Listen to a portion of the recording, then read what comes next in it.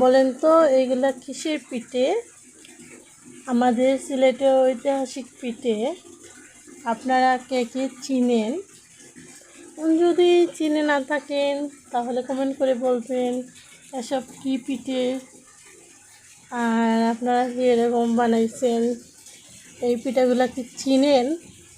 এগুলো তো আর চিনেন, ওই পিঠাগুলা কি চিনেন আপনারা বলবেন, বুঝেছেন? এই দেখেন কত বড় বড় পিঠা।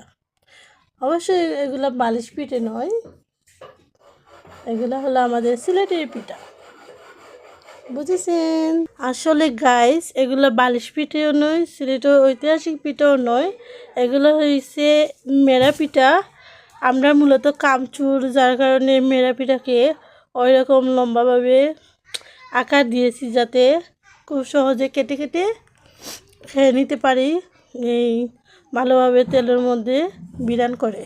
আপনারা যারা এরকম ফাঁকিবাজি করতে চান, এরকম বড় বড় সাইজ দিয়ে পিঠাটা তৈরি করে তারপর বিভিন্নভাবে এই পেঁয়াজ, কাঁচামরিচ, ধনেপাতা ওইগুলো দিয়া তেলে ভাজিয়া খাইলে অনেক মজা, অনেক স্বাদ লাগে। তাই আপনারা ওইরকম করবেন, খাবেন। Bye bye, tata.